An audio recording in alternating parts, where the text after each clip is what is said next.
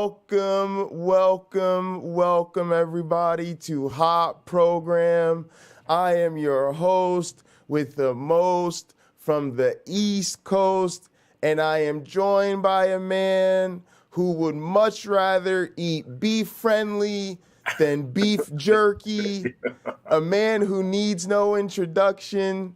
How you doing today, my one black friend? I'm fantastic, and I didn't make that one up. You made that intro up for me, so that's great. Thank you so much, Pocketlocker. Good to see you. You too. All right, so I'm gonna play this little clip you just sent me to set up our discussion today. Okay. Oh, give me that super glue. Okay. Give me the super glue. You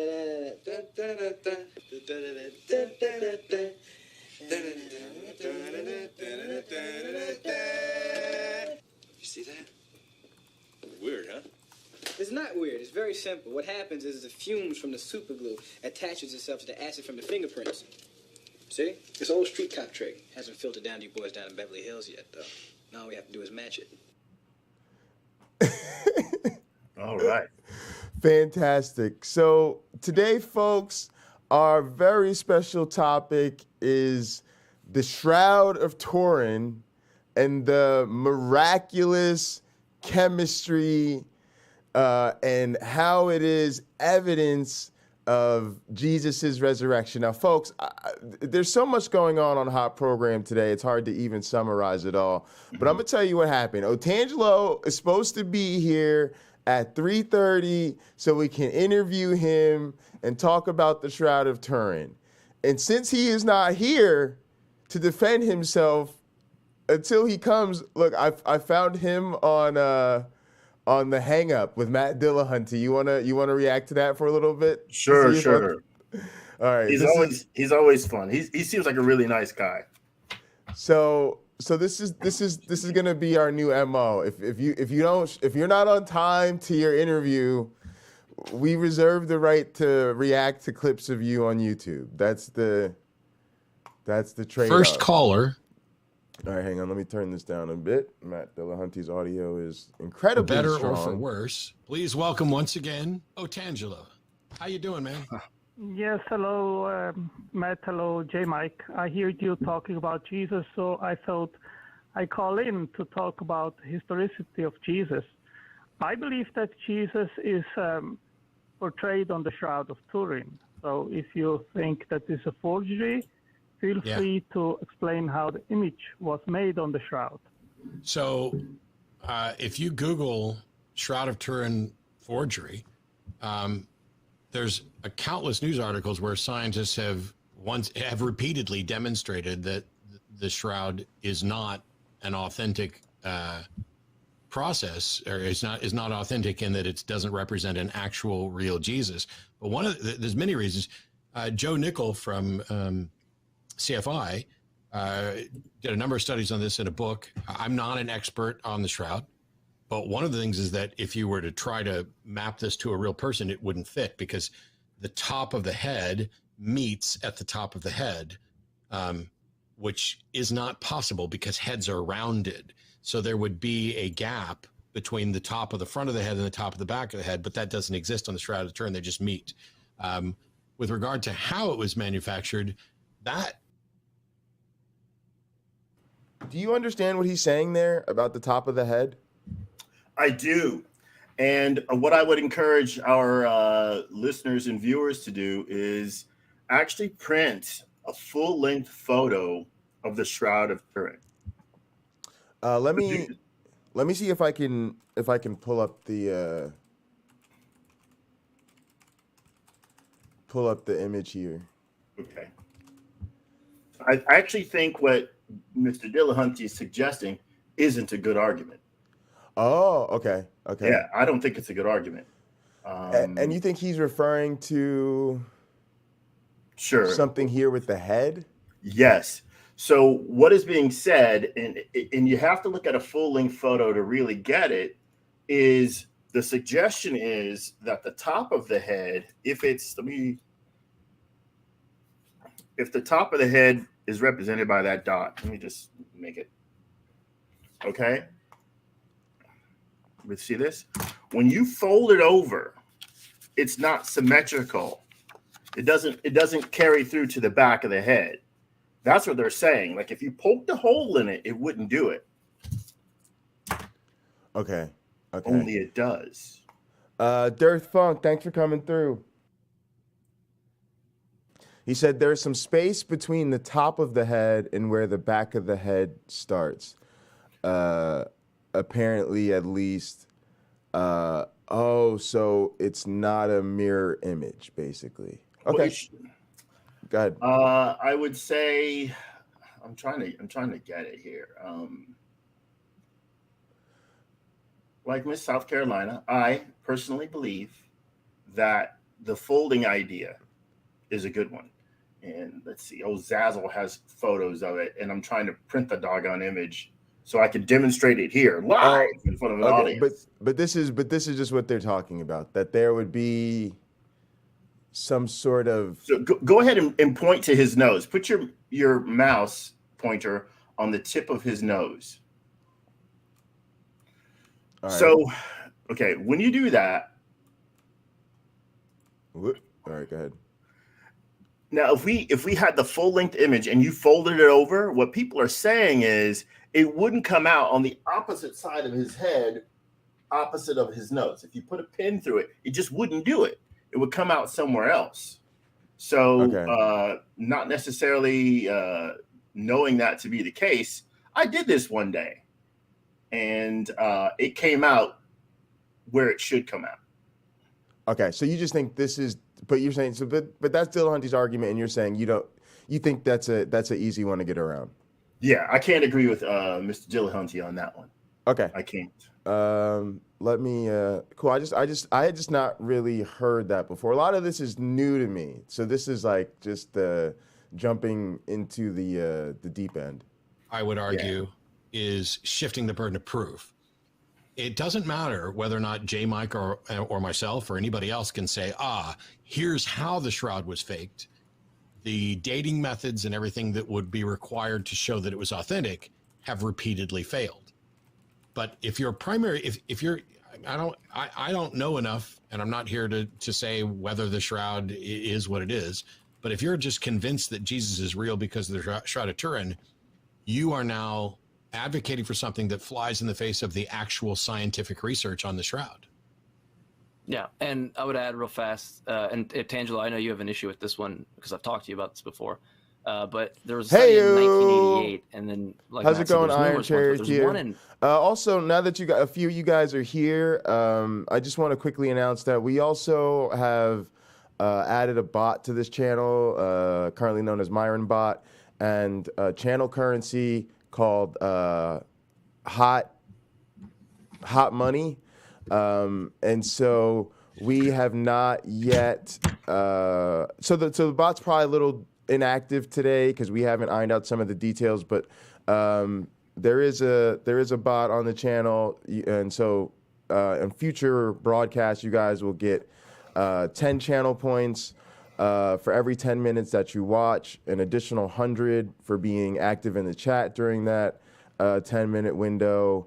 You'll receive, I think, 1,000 when you subscribe, and then 10,000 for anything like memberships and donations and stuff like that. So just trying to take it to the next level. I don't want to have a fake channel currency. All right, folks, big things are happening. We can leave sort of the atheist experience alone because we are joined, folks, by our first ever scheduled theist call-in, and I'm very, very happy to be joined by none other than Otangelo Grasso. Welcome to Hot Program, Otangelo. Yes, welcome, Otangelo. Thank you. glad you could join us. How are you doing today? Fine, thanks, and you guys? I'm doing pretty well. I can't hear him, and it appears whatever's going on is circular. There we are. There he is. Well, you can hear him now? I can see him now, and I can hear him now. Can you hear me? Yes. Okay. Otangelo, before we start talking about the Shroud, I want you to just be able to tell our audience a little bit about yourself, your content, how you got into this stuff, and just anything else you'd like them to know about what you have going on. And your channel name. Absolutely, your channel. Well, the few people that I see in the side chat, they know me well, so I don't need an introduction to them. Sure. Just for any future viewers. Just for any future viewers or people that check it out later and aren't as familiar with your stuff. Auto racing fans that don't know you from YouTube. Yes, auto racing fans that don't know you from YouTube. Yeah.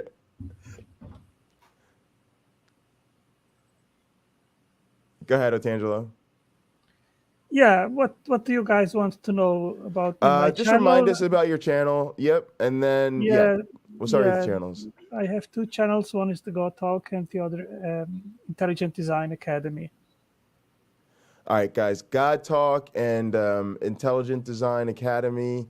If you want, again, I can put it. Yeah, I was going to say, if you put links in the private chat, I will drop them into the main chat for everybody. And then I would also say, if you could just briefly outline for us, just like your faith position and maybe how long you've been a believer and just a little bit of that sort of stuff. Just because I don't know that much about you other than our conversation yesterday, and the people who watch down the road might not be as familiar with you. Yeah, I am an evangelical Christian since the 29th of December, 1984. And then I received Christ as my Lord and Savior. It's about 37 years now. And I defend my faith wherever I have the opportunity. No, I appreciate that. That's actually very interesting. Definitely a long time. And I think you had mentioned in our conversation yesterday that you grew up Catholic. Can you talk a little bit about that transition? Well, my parents are Italians, so I was raised Catholic. And when I was 8-9 years old, before sleeping, my mother did pray a Catholic Ave Maria, that kind of stuff. And then I did my own prayers, and I thought that was working. And then after a certain time, I thought it was not necessary anymore. And then when I was 15, I went through depression, and I was looking for a way out. And I said, well, I'll seek again God and see if that helps me. So I started to read the Bible, and I had many questions in regards of the things I was not understanding. And I met a colleague at work who invited me to visit an evangelical church. What I did, and there I was able to ask the questions and doubts I had, and other brothers in Christ, they explained these things. They gave me the answers that I was seeking for, and that was the opportunity when I received Christ as Lord and Savior. That's awesome. So thank you for sharing. That's a really personal story, and I wouldn't have really known otherwise. My one black friend, I didn't know if you wanted to, where you wanted to start, if you wanted to talk about the scriptures, because we asked them to bring a couple scriptures. I have loads of questions. So yesterday I had asked Otangelo if he could share what his two favorite scriptures were with us, just trying to get a sense of what is beautiful about the biblical texts to you.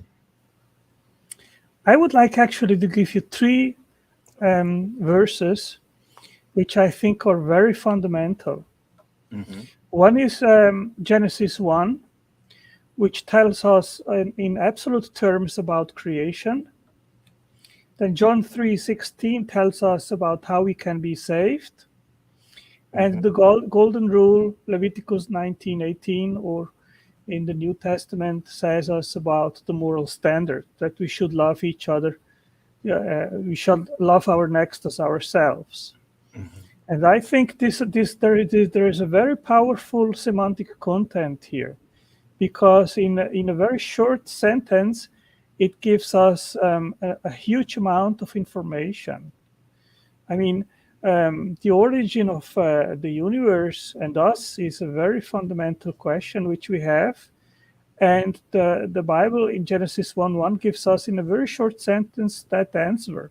So we can know about our origins. Okay, God created us. And then, of course, is the quest of morals. And that is also concentrated just in that verse that we should love our next as ourselves. And I think this is a good foundation that improves our well-being if we put that command in practice. And the third is about salvation.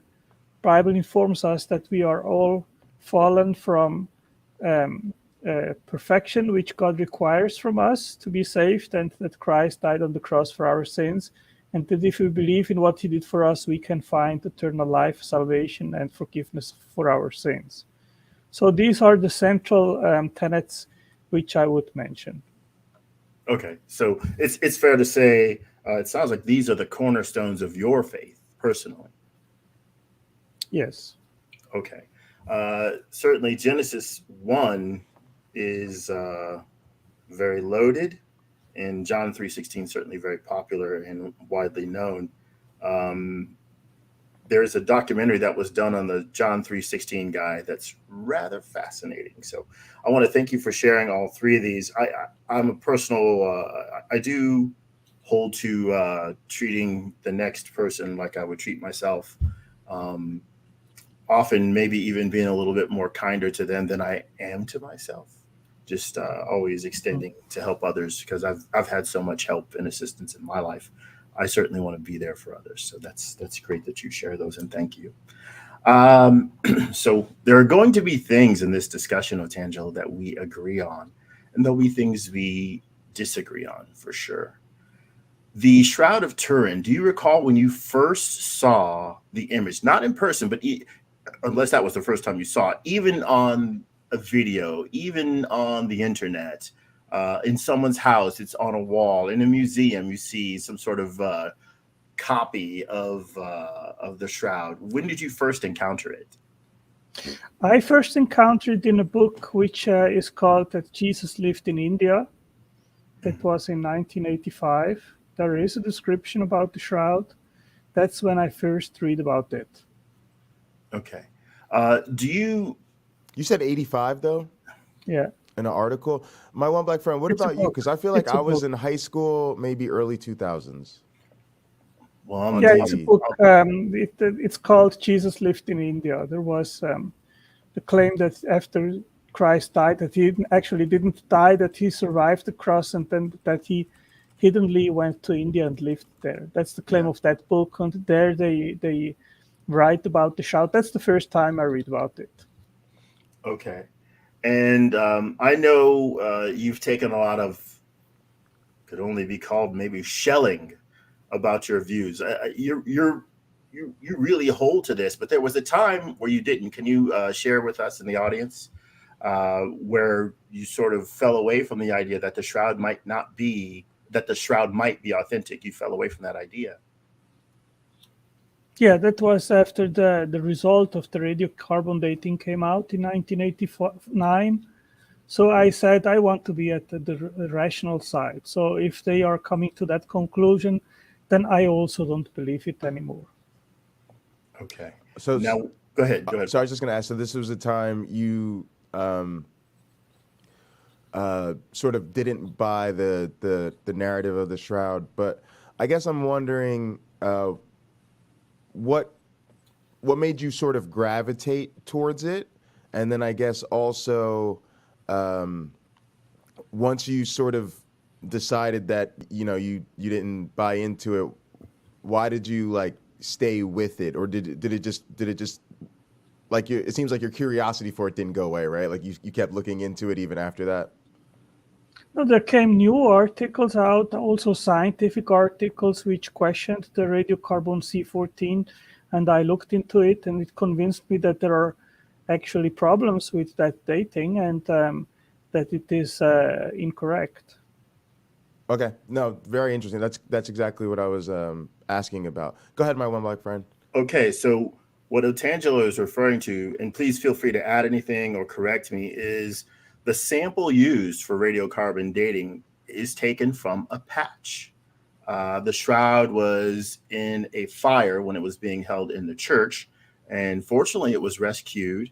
But not only did it get wet, but it did receive some damage from the fire, because as you can imagine, a cloth like this is already delicate even when it's brand new. How much more so if it is, as the reports say, already 1,400 years old, nearly, at the time that this happens to it. So some very skilled artisans were able to sew in a patch with a herringbone weave into that shroud to help restore it. However, that patch was, for their time, a modern patch and not taken from ancient cloth, it appears.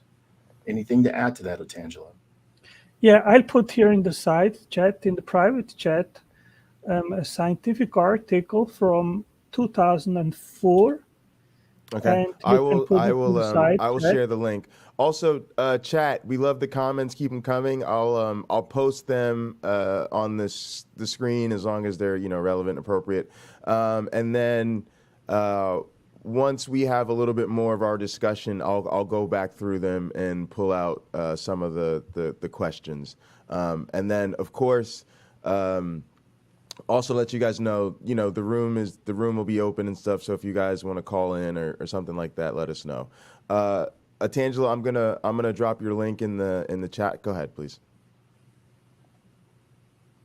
Continue. You guys are good. Yeah. Okay. Well, Otangelo, I reviewed some of the article that you shared with us yesterday. One of the things that the article says, and forgive me, this article is on reasonandscience.catsboard.com. Yeah, just for your information, that is my personal virtual library. It is, okay. Yeah. Okay. It says in one of the points, it offers several points of why the shroud is authentic. Number one is it's not a painting. If this were true, it should be possible to identify the pigments used by a chemical analysis, just as conservators can do for the paintings of the old masters. But the STURP, that's Shroud of Turin, what is it? What's the U stand for, Otangelo? Do you recall? No, I don't.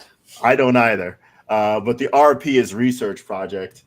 If you type Shroud of Turin, research project, Okay. So you would okay, find. I got you. Okay, very interesting. Yes, the STURP team found no evidence It is the Shroud of Turin research project. Otangelo, you also sent us something with images, and Iron Charioteer asked us for images. If you drop that, I'll put the link of on yeah, my, put of that my one, library, and I'll so actually you can put it in the side chat. Yeah, I'll pull that one up, and then let's also stick a pin in the painting thing, because that's a really important part of your theory. I want to make sure that we don't forget to highlight. But go ahead, my one black friend. I didn't mean to interrupt you guys. Oh, no, it's okay. It's okay. So STURP found no evidence of any pigments or dyes on the cloth in sufficient amounts. Notice it says insufficient amounts to explain. Yeah, I can maybe also clarify this. They have actually found some pigments in special red pigments on the where the blood is, and it is mixed with blood. And what they are suspecting is that an artist in the Middle Age probably tried to highlight the blood, the color, and they painted there some red pigments. Okay, so what they have found is a mix between AB blood and some pigments, but just traces. Okay, so did they try to carbon date the blood? Guys, hang on a second. If I'm seeing this right, was Matt Dillahunty's argument? Because now I'm just seeing this. Y'all got to remember, I'm new to all this, and I always guess I'm seeing chopped up images. But the idea is that this is the full length thing, and then here it almost looks like there's like a merger between, right, like where the There you are. That's the top of his head, right? Right. Yeah, and so they're but saying, if you folded there would be Yeah, a but distance because you see a distance there in between the back and front image. right. So the people that are trying to counter this are trying to say, okay, if you folded this over a head, there would be a gap, but there's no gap. And then Otangelo, you're saying there actually is a gap. This isn't supposed to be the opposite side. This is, because you can't even really tell that this would be the. I see. So you think there probably is a gap, and that they're just not catching. Okay, I just got a little bit of clarity of what they were talking about myself. Again, didn't mean to interrupt, but just sort of had the I see what they're talking about moment myself. All right, this is great, fantastic. Keep going, fellas. I'm appreciating this. I'm looking for a paperclip, Otangelo. I want to do an experiment where I poke a hole in a picture. You want to read that, Pocketlocker? No, whatever the comment on the screen was. Oh, which one? There was one that just passed. The no modern technique replicates the method used to produce the Shroud. This is false. I've sent him a video of a man who producing copies daily. Yeah, it is even on my library. If you want to put my well, I can actually put it in the. So my MyOneBlack Friend, what are you showing us with this image? Okay, maybe I can. Yeah, please share what Otangelo has. So I've done this before, and there's a purple dot at the top of the head that I put there, and then I poked a hole in the nose. Okay, so I want to fold this over. I should have cut it out. I didn't think of that because that'd be more accurate. I'm going to cut it out. Forgive me. Talk amongst yourselves about something brilliant. All right. Because it's certainly not. Otangelo, let's jump into so that we don't get too lost in the weeds. I want to jump into what I think is your overall theory on this. And I'm gonna be transparent with the audience and say that this is new to me. Like I didn't understand this until I talked to Otangelo, and it's definitely not what I thought beforehand. But if I'm saying this correctly, Otangelo, and please correct me and also just elaborate for the audience in your own words. You're saying that this is not about this being Jesus's natural burial cloth, and he was buried in this cloth, and over time his decomposing body left a image in the fabric over time as a result of natural processes. Your theory is that there was a miraculous occurrence, right? As he's in the grave. That's not my theory. That's not my theory. That's the theory. That's the theory you're defending. Very, very good point. That's a huge distinction.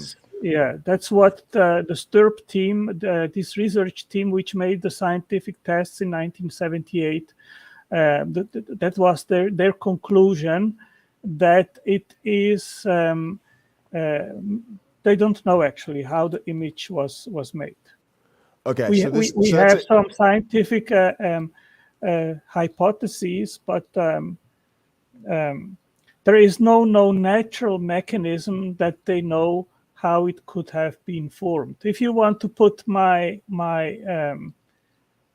screen, then I can show what actually these guys which tried to replicate it, what they came up with. You will see the difference. Can you do that? Sorry, did you say you shared a link? Or can you share my screen? Yeah, can you share my screen? Can I share your screen? Yeah, no problem. Yeah, of course.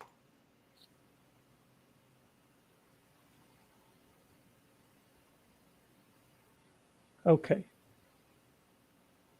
So here on the left side, you see what Carlos Kelly came up with, and on the right side, you see the Shroud. On the left side, I see what he came up with, and on the right side, I see the Shroud. Okay, yeah, walk me through it. Well, it is a big difference. It cannot be compared. What they came up with is far from having all the details and the photographic precision of the Shroud itself. And of course, they didn't use the same method that we know that the shroud, the image on the shroud was made. So what you're just showing me is that you're saying that they're not able to accurately copy it? No, I mean, nobody has been able to use the method which I described yesterday upon which the image was made. If you want, I can again read it to you.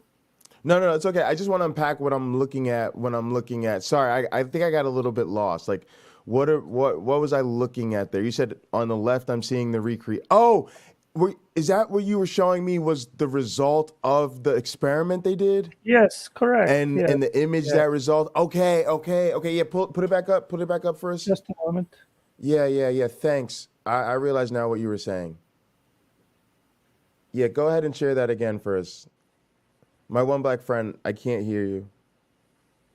Yeah, put it back up. I have a background in photography. Also, Kali, as I mentioned before, I really appreciate that comment, and I actually had a similar thought, and so we're gonna do a Q&A, and I'll definitely try to come back through and capture that question. I'm just trying to make sure. Actually, I'm just noticed I can star some of these messages. To the ones that I want to make sure I come back to. I'm just trying to make sure we let Otangelo get through his case, and that I let my one black friend and I have a discussion with them, and without getting too sidetracked. But definitely keep the comments coming because that allows me to know which questions to come back to. But Otangelo, can you share that screen with us one more time? Yes, you can, yeah, I'm sharing it. You can just put it on screen again. Oh, is this it? Because this is showing. Oh, that is it. Yeah. Okay, great. So. Or is this mine? This looks like my screen, right? That's your screen. Yeah, Otangelo, I don't see yours. You need to share it again, I think. You need to accept. I am asking you to share it. Oh, is it Oh, maybe I have to stop mine. All right, try again, Otangelo. Sorry about that. I think maybe I have to stop my screen share. Okay.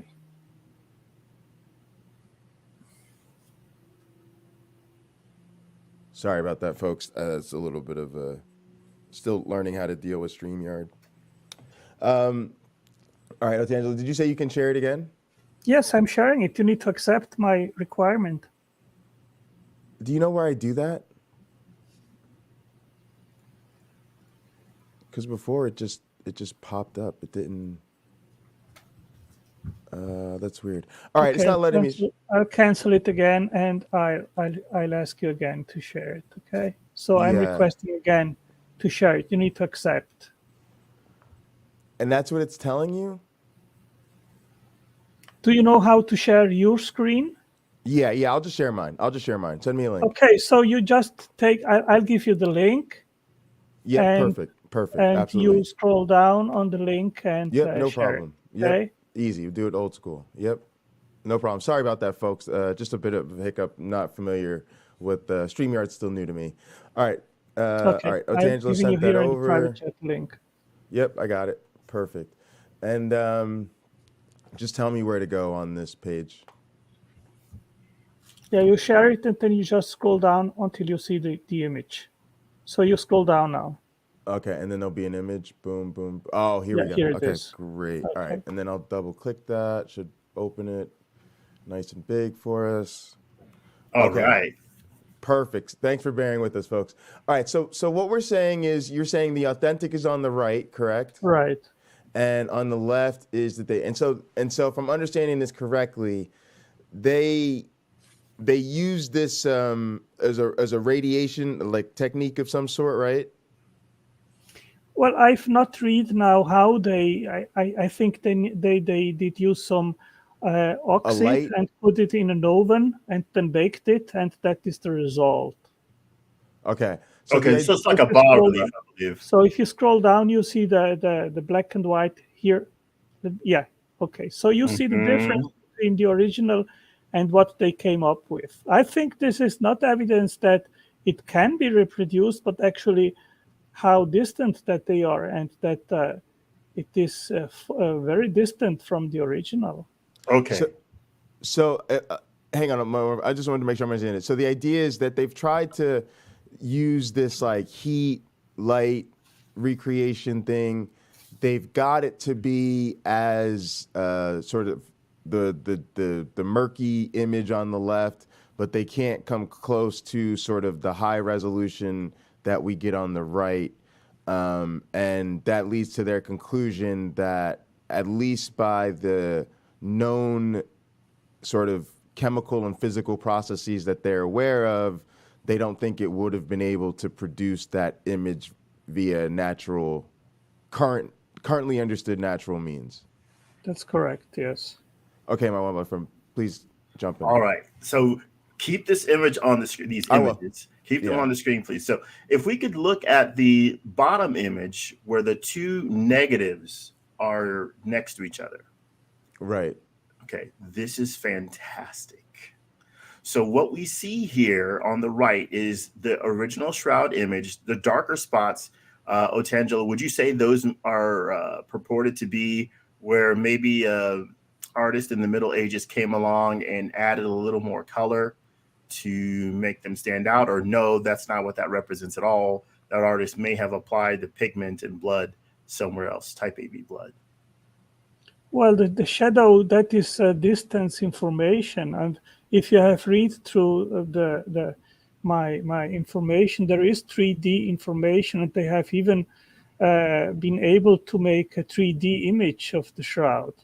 So, as said, the image is not made by pigments or painting whatsoever. Well, it says they literally, it says the STIRT team found no evidence of pigments or dyes on the cloth in sufficient amounts to explain the image. It says insufficient amounts to explain the image. This cloth was in a fire. This cloth is, at the very least, it's hundreds of years old. If it was made in 1390 or so, it's hundreds of years old. So what I have here, and Pocketlocker, can you scroll up a little bit to where the dark red image is, that the one that is clearly man-made, that we know is man-made? Okay, so I want everybody to have a look at this guy with his folded hands and all that stuff. You see how dark that red is? I'm going to show you a picture of a stop sign. You can buy this faded stop sign on Etsy. Can you help me out, computer? Come on. Quit being difficult. Okay. So watching us use technology is exactly. half the fun of the show. I'm not good at this. See, I can't get. Okay, Pocketlocker, can you go to Etsy and pull up, or just Google faded stop sign? Why I chose a stop sign is because it's red. They're red in the United States anyway. So faded stop sign, just faded stop sign, any faded stop sign will do. Sure. Okay, so the one on the left is the one that I took a picture of. So that's faded, but it's not faded enough. It doesn't prove. When you look at some of the others, go back to some of the others. Okay. Sorry to put you on the spot like this. No, you're good. Oh, this one down here. Next to the employees, next to the one. Okay, that's fine. That's fine. So look at how faded that is. Okay. Right. So now go back to the image of the man in front of the original Shroud image, and the one he made. Where did I put? All right, let's. He or his team made.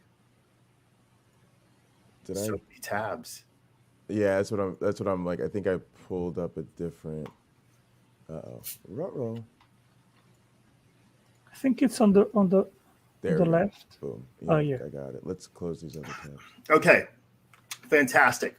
Now let's take this man's image that he made and let's put it in a church where during the day the sun comes in and shines on it, and you got pilgrims coming in from all over the region and even further, and the sun shines on it. What's going to happen to the image that man made is going to be what happened to the stop sign. If the Shroud was at one point in its life, if you will, was darker, and it got enough UV light over the years, it's going to do what? Fade. Right. If the caretakers washed it, because maybe it had soot from candles, because this thing was around long before man-made lights were. If that is the case, every time they cleaned it, it would fade a little. We all have maybe a favorite shirt that we enjoy that isn't the same color it was when we bought it. It either got darker if it was a white shirt or lighter if it was a darker color shirt. Why would they be cleaning the shroud though? Sure. I've been to churches in Bulgaria and in the Republic of Georgia, now just called Georgia, because I've lived in those places. And when you go in them, some of them, especially Alexander Nevsky Cathedral in Sofia, Bulgaria, it's lit by candles in particular places because they don't want the paintings on the wall, the frescoes, they don't want them to fade. So you can't have flash photography. So you have to do, and this is what the photographer that noticed that negative image of the shroud did. He used a long exposure. Glass plate photography tends to take a long time for you to take your exposure. Why? The benefit of that long exposure is like keeping your eyes open when you're looking at something. It's allowing more and more light to gather on that plate. You can do this with your DSLR. Maybe some apps on your phones will allow you to do it. Take a long exposure. Those people who take those beautiful photos of the sky at night where you see all the stars and the Milky Way is lit up and it's amazing, they might do an exposure that is minutes long and maybe some of them even longer in order to get those photos. So what the photographer of the shroud did is he had a long exposure photo. So even things that are very faint appear vibrant again because you're essentially looking at the opposite of it. The photographic negative is the opposite of it. If that man were to print out pictures of the shroud itself, they wouldn't have the brilliance that the negative does because the negative brings out the detail, which isn't always the case, but here we see it. So what I've tried to do is download an app that will make a photographic negative of a faded stop sign, and I can't seem to find one, or I can't seem to make one do it well. So I took a picture of myself earlier and used an app. So here's me. Wow, that's useless. Useless. It's still useless. Yeah, no, the screens are always too bright. Yeah, I guess that's the case. Turn this down. Turn the brilliance on this thing down. Maybe that'll help. Still not. Nope. Put it flat up against the camera, man. Flat up against the camera? Yeah, there you go. So my headphones are white, and the whites of my eyes are white. But oh yeah, this is good. Okay, so you see how they're black in the photo? My headphones are black. Right, so right. Change the dark areas to a lighter color and the white areas to a darker color. That's what high level photography lessons here, folks. Yeah, exactly. With my technology, which I can't use for worth a nickel. So I would submit that there was a time in the Shroud's life where it was a much darker image than what we see. And what we have is over time, it is faded like the stop sign. But the moment you bring a negative, you take a photographic negative, it's going to look like what we expect to see, right? It's going to look like what we see with that guy's photographic plate, where there was much more detail sitting there waiting to be seen than we initially noticed if we just looked at the shroud in and of itself. So over time, with it being in the fire, with it possibly being cleaned again and again, we're going to lose some of that brilliance of the image. If there were pigments on it, well, we know there are pigments on it. So what do you think is going on? What I think is going on is I think the original technique they used to make this was, can you roll that Beverly Hills Cop clip? I think this is guys, yeah, this is the clip from our intro today, and a bunch you probably missed it in Otangelo wasn't here. So now it'll be even clearer when you go back and watch it. You'll be like, this is why they said this. Okay, here we go. I want to preface this. Can you pause it real quick? Yeah, go ahead. I want to preface this. So over the years, people have sort of discovered how chemicals work together And then different people with different resources can play around with these things. And it's why we have a digital camera. That's why we have radio. That's why we have television, because somebody said, well, what if we did this with it? So I think that's what we're seeing with the Shroud, where someone is trying to discover a great way to do this. So now your body is producing oils. For me, I almost never wear a watch because I can feel it burning my skin when I start to sweat. It'll burn my skin. So I take it off. I bought a very nice Breitling forgery in Bulgaria that I had to finally give away because it hurt when I wore it. Just burned my skin. So if you can find something that reacts with those oils, you don't need paint. You can put a little, maybe you can take another chemical and have it react with that. Let me stop you here. Let you stop you here. It is not made by chemicals, as I explained yesterday. May I read sufficient amounts? May I read? Please, go ahead. Go ahead, Otangelo. Let me read again what I did read yesterday. Just a minute. Here. All right, I'm gonna play the clip while he does that, and then we'll get back to the conversation. It's only 30 seconds, so okay. Let's do it. Let's do that. Oh, give me that super glue. Okay. Give me the super glue.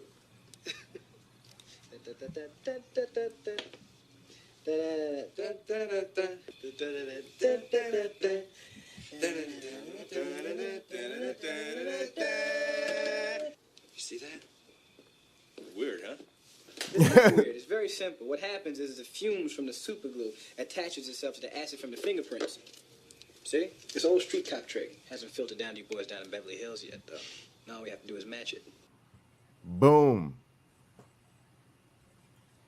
Go ahead, anytime we get Eddie Murphy on the broadcast, I'm happy. So go ahead. Okay, let me reread what I read yesterday. Okay. Sorry, I love that. Vapors from chemicals or from the corpse itself do not explain how the image is present on parts of the body where the cloth clearly did not touch the body. And the image on the shroud is the only one of its kind in the world, and there are no known methods that can account for the totality of the image, nor can any combination of physical, chemical, biological, or medical circumstances explain the image adequately. That's the Sturp's conclusion. And they are saying that it has been confirmed that the image is the result of oxidation, dehydration, and conjugation of the fibers of the shroud themselves. It is like the imaged areas on the shroud suddenly and rapidly aged compared to the rest of the shroud. The image on the shroud is the only of its kind in the world. So it isn't a chemical process that brought that image. So this is, and wow, this is just like, this is just so much for me, and it's really interesting because it's like they're explaining. Yeah, I mean, I don't know. Like me, I'm probably just not versed enough in these things, but this is a really tough one for me, right? Because as soon as you get to a supernatural ideation of how the image gets there, I don't know how you rule any of that stuff out, right? So, but go ahead, MyOneBlack Friend. I know you're having thoughts. I'm not contributing much right now. Go ahead. For me, I just say, prove it. The Bible makes a whole lot of claims. One of the claims it doesn't make that I can see, but maybe we can know it, is that the shroud is supposed to be a large, I want to say garment. That's wrong. But it's supposed to be large. Maybe it's not. Maybe it's supposed to be small. And I think we get a hint of that. And by the way, it has to be said, and Otangelo has stated this, there's a face cloth that covered Jesus' face in the Gospels that's mentioned. Do you want to talk about that? I'm going to try to pull a particular verse up, Otangelo. Do you want to talk about the face cloth? Yes, there is a face cloth. It's called the cloth of Oviedo. Let me check that here. Yeah, send us a link. I'm sure people out there, I'm sure a lot of our viewers right now are really like, they seem to be very knowledgeable about this stuff, but I'm sure a lot of other viewers, especially people down the road, because we're a new channel, so I'm sure a lot of people out there like me, where they're just trying to wrap their heads around what these claims are. And again, I'm gonna keep highlighting some of the 101 stuff to me that I want people to be using to follow along. And so, remember, folks, the idea here is, and again, it's key to remember, this is not Otangelo's idea, right? This is Otangelo presenting his understanding of the Shroud team's research, right? And the idea here is that this is not a burial cloth. You wrap the burial cloth around the deceased or fold it over them or whatever, and over time, as the body decomposes, the organic matter transfers to the cloth, thus leaving the impression of the dead, like a mud death mask type situation. That's not what they're saying is happening. What they're saying is that type of process cannot account for the image we see, right? Which skeptics would probably agree with, right? But they're saying rather than it being some sort of art project or forgery or fan fiction, there was a supernatural occurrence, as Otangelo described it, maybe some sort of heat, light, Big Bang in the tomb type of moment. And as a result of that, there is a miraculous transfer of the image onto the shroud.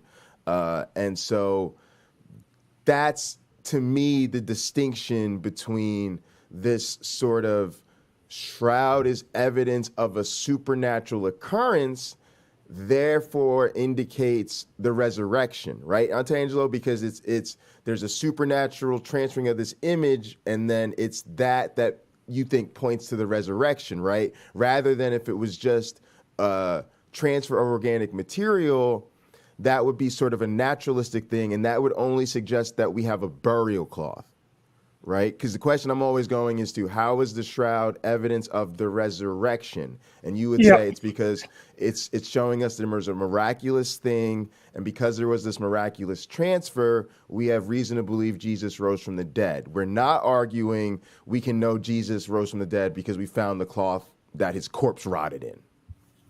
Yeah, that's correct. And I've seen someone mentioning in the side chat John 25. And if you can put the last link in the side chat, which precisely explains that supposed contradiction. Okay, there are. Okay, you said John in the Gospel of John, chapter 25.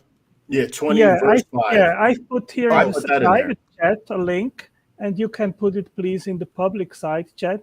Yeah, and I appreciate that will explain what they supposedly think is a contradiction. And okay, let me give me 1 sec to pull this up. Do you have a preferred, or actually, you know what? I think it's got multiple translations here pulled up. So I put that in there. Can you go to? We'll go back to me. We'll go back to John 25, but go to Otangelo's refutation first. Because I'm sure. Yeah, maybe you can put the link on the screen so I can read it. Yeah, that'd be great. Can you make it bigger so we can read it? Yes, absolutely. Let me. I'm just dropping it in the comments, and then I can make it nice and big. Which part do you want me to go to, Otangelo? Scroll down. Yeah, that one. This one in here? Yeah. Was Jesus wrapped in a clean linen cloth, or as John reports, tied by strips of linen in company with the spices? Right. So let me read here. Perhaps the answer or solution to this apparent problem is that John... Hang on 1 sec. Go ahead. I just wanted to make it a little bit easier for people. Go ahead.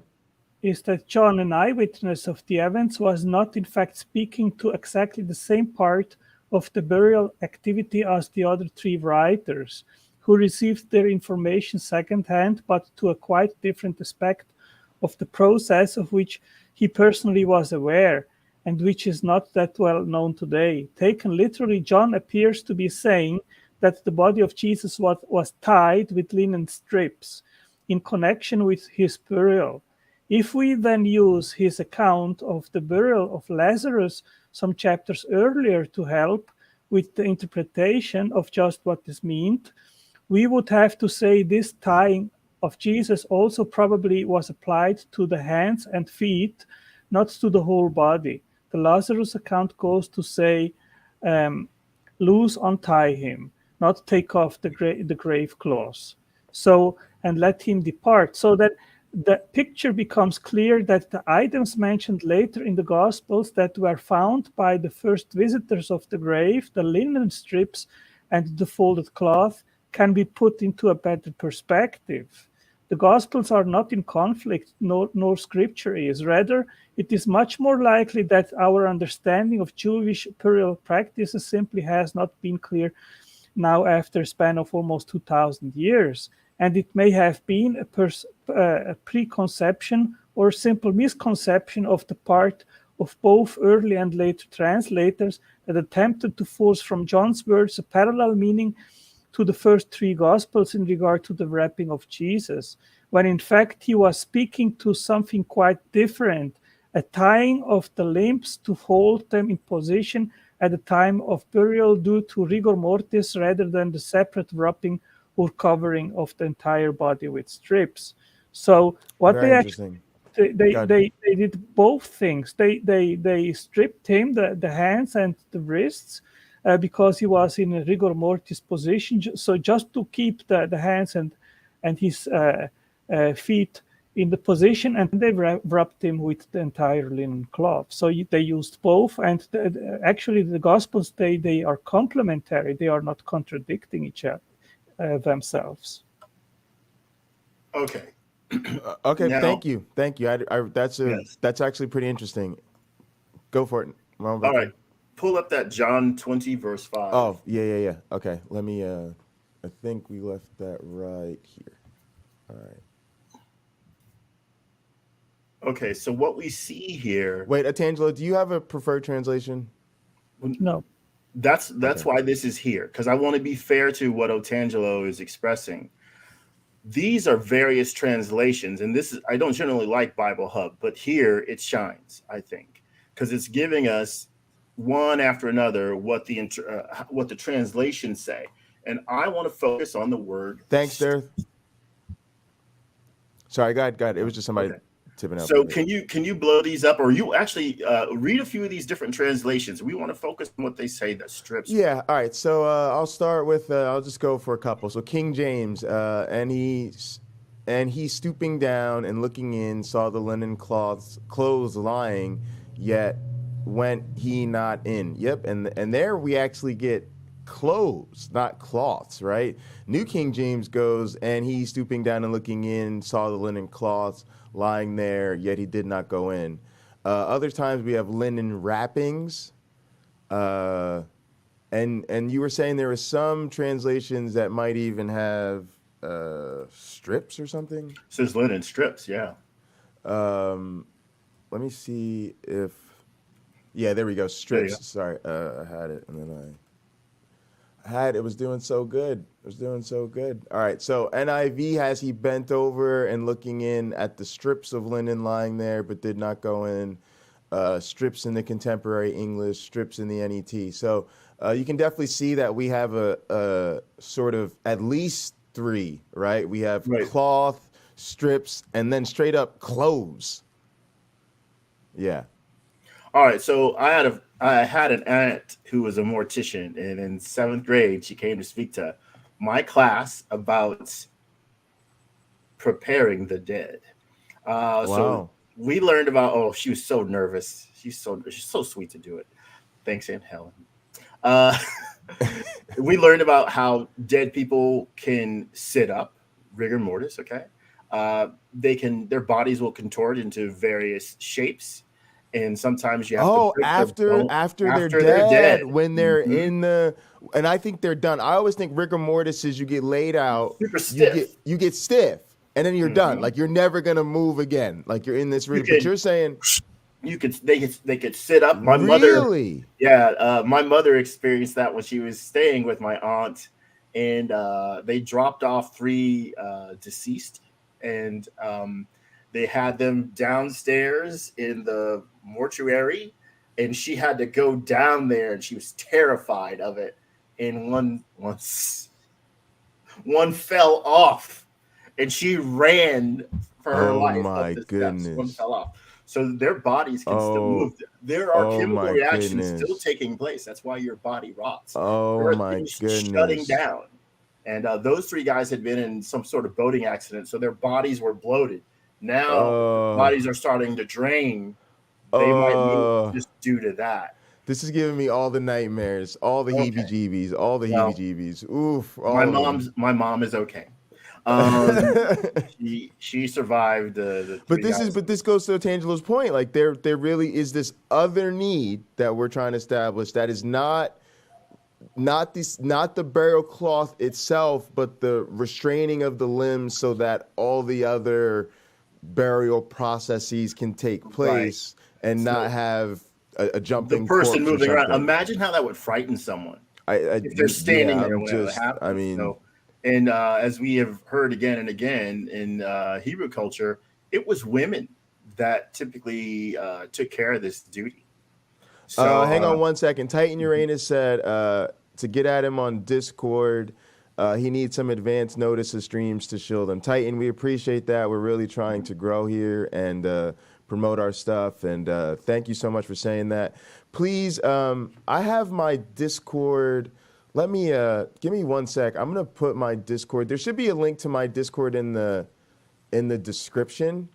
But I'm gonna go ahead and drop my Discord here as well, so that you guys can reach out to me. And Titan Uranus, please either go ahead and send me a friend request or Discord, or send me your stuff and I'll add you. But feel free to add me, and then I'll add you to our servers. And then also I'm gonna pin your question here, and I'm gonna make sure we double back to your question. All right, please continue, my black friend.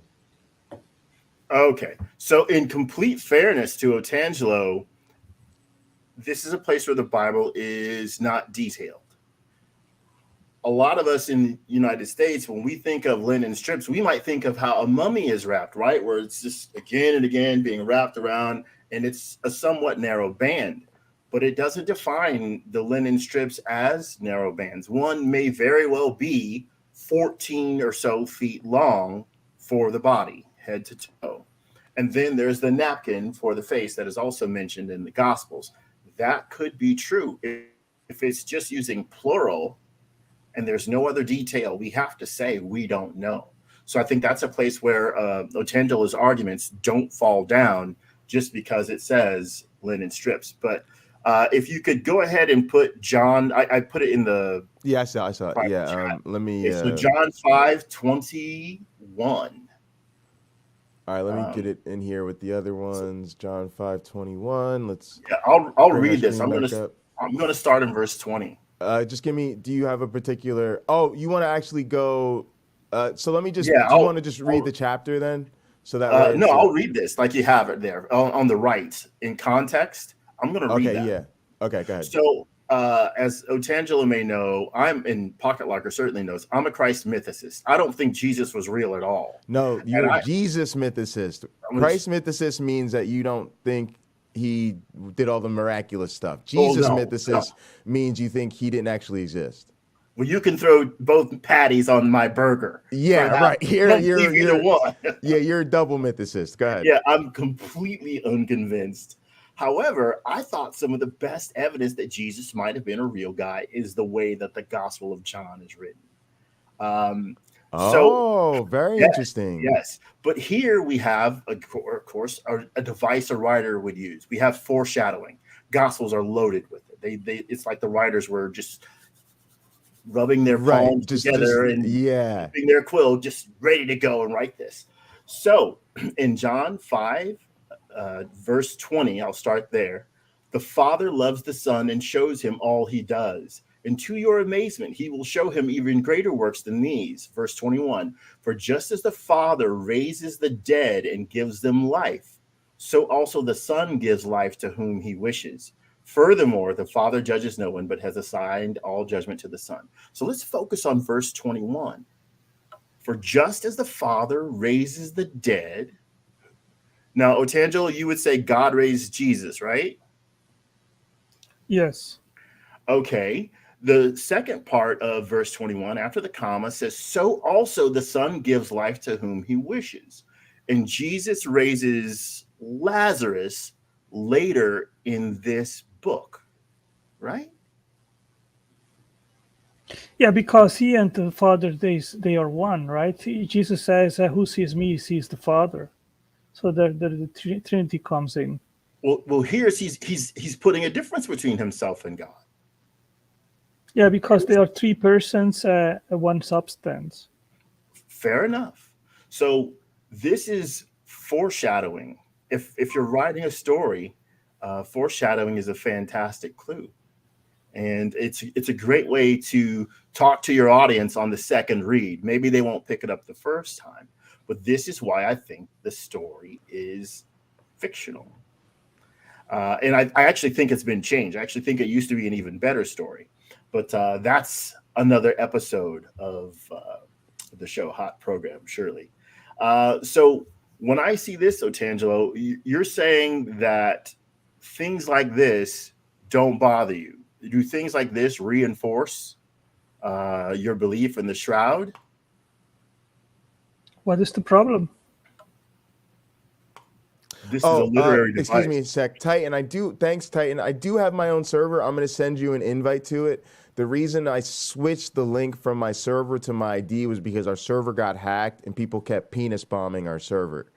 So we do have a server. Thanks for mentioning that. So now what I do is I send people that link, and then since I know you all know who you are, I'll then send you a message with the link to our server until we get it a little bit more secure. So that's on me. We do have a server. Please come join it. Anybody else that hits me up on Discord, I'll send you the link to the server. And then the next week or so, maybe I'll start reposting the link once we get it secured down. Sorry, folks, didn't want to interrupt. But I am really, really enjoying this conversation. And so, Otangelo, he was just asking you to respond to this idea of the foreshadowing in John 5:21. What is your objection? Yeah, sorry, repeat the question because I interrupted him. Sure. Well, I was wondering if the fact that this is a literary device that we're seeing in this story, where it's foreshadowing not only the death of Jesus, it's foreshadowing, the death of Jesus and Jesus being raised and raising someone else. To me, this takes away from the validity of the story and not adding to its truthfulness. Again, doesn't seem genuine when I view it through my lenses. However, billions disagree. And I would suggest probably, 70% of that billion has never even read what I'm talking about in the Gospels. Sincerely, I don't understand what your problem is. Christ first, he rose Lazarus, right? Mm-hmm. And then he resurrected. What is the problem? No, I don't think. I think he's saying that from your perspective, there probably isn't one. He's just saying from his perspective, I guess it's a little bit too convenient that the gospel writers are, it's a little bit too on the nose. But again, I think he would say that about most of the New Testament, right? That his sort of overall position is that, most of the New Testament we can source based on these stories in the Old Testament. So I think we're just, right, MyOneBlack Friend, we're just sort of saying that this is one of those cases. Mm-hmm. Right, where for you there's evidence of a literary device, but for a believer this is evidence of a divine revelation. Right. So let me. Can you go to John 20? Staying in Bible Hub, John 20 verse 7. This is sort of something that can back Otangelo up as well, reinforce his arguments. You said John 27. Yeah, John verse 20. John chapter 20, forgive me, verse 7. You can leave it in Bible Hub. That's what I have up here. All right. And then I'm just gonna. It's like weird. Oh, here I see how to do this. I'm getting used to this. This is a It's new okay. app for me. I can't get used to Bible Hub. It's good for this though. All right, here we go. Okay, so I'll start in verse 6. You might want to blow that up a little more. I can read it, but I don't know that Otangelo can and our other viewers. Okay, verse 6. On the right, under the resurrection heading, Simon Peter arrived just after him. That's referring to the beloved disciple. He entered the tomb and saw the linen clothes lying there. The cloth that had been around Jesus's head was rolled up, lying separate from the linen cloths. So now here we have plural, but that's not my focus really. My focus is more on, and I'll circle back to this, Otangelo. The face cloth is being mentioned here and other cloths at the end of the verse. So Otangelo is referencing, and please correct me if I misrepresent your ideas, that there were maybe some strips used to bind the body in place. And that there's also the Shroud of Turin that's counted in the plural here for linen cloths, as opposed to just the face cloth and the shroud itself. Is that correct, Otangelo? Yes, we are talking about the strips which did hold his body together. We are talking about the face cloth and the big linen cloth. Okay. So, now, Pocketlocker, can you go back to the images of the shroud, the authentic shroud, not any reproduction? I just advise you that in about 5 minutes I will have to leave the stream. Okay. Oh, you know what? Let's skip this. Let me do a quick. Let's actually wrap soon, just because I gotta run too. Let me let's go to some questions from the audience, and I'll just give a time for him to respond to some of these, because I want to make sure we get some of these comments in, and then we'll let you go, and then we'll try to set something up. Let for me the just future. quickly add something to the cloth of Oviedo, the face cloth of Oviedo. That one is historically known since 570 AD. It has also AB blood on that cloth, and it matches with the Shroud of Turin. Okay. Also, in regards of the size of the nose, it matches. Have they done a negative overlay? Both. They have made overlays. Yes. You can read about it at my library. Okay. A lot of this stuff I'm going to try to get through, so we're not going to jump, you know what I mean? I'm going to let him say his piece. Jason Torn definitely mentioned that hypothetically, that if it was Jesus, it wouldn't prove that hypothetically, if it was dated to the right time, it wouldn't prove God or Jesus, even if it is him, certainly. Iron Charioteer talked about the arms being splayed out too far on the sides, and that some people think it was made by wrapping a statue. What do you want to say about that? Let me answer that. There are many people which work with corpses and human anatomy, and they agree that it is a real human being there, and that the sizes fit. So this is something which has been questioned, and many experts. There is one that has investigated over 50,000 corpses, and he says that the dimensions they are okay. All right. Titan Uranus thinks it's tell at a glance it's old rag and not resembling a shroud. But that's fine. We'll leave that there. No. Let me address that. The shroud has been damaged. It was in a fire. So that's why it has, to some degree, that accounts for some of its ragged appearance. And there was water damage as well. So also the distortion thing. This you cannot wrap a cloth or lay it in a three-dimensional shape without distorting the image. This is another one where in principle, I certainly agree with that. But I think, to be fair to Otangelo, again, he's arguing, or the theory is not Otangelo's theory, but the theory he's sort of talking about is that this is a supernatural occurrence, not a natural occurrence. And so on a supernatural theory, I'm willing to buy that the image could be undistorted, right? Because under the supernatural, anything's possible. What would you say, Otangelo?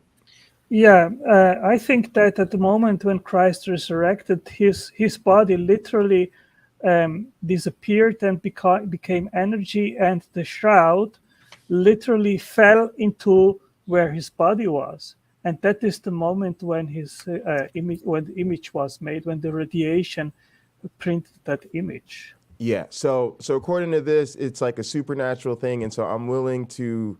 Sorry, I took my camera away.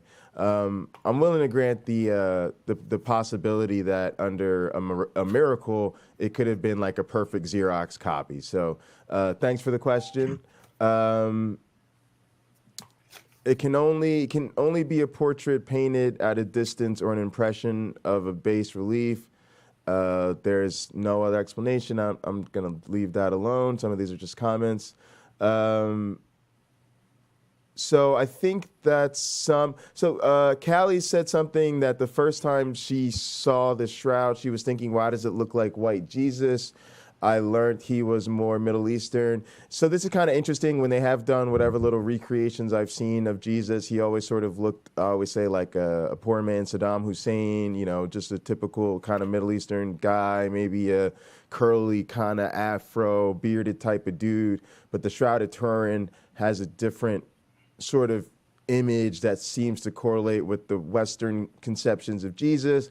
Personally, I don't really know that that's an argument one way or the other because I don't know what the man looked like, and my one black friend and I are not even sure he ever existed. So Stay tuned, Callie. Stay tuned. We got more coming. Stay tuned, yeah. But I don't know if you have anything about that particular issue, Otangelo.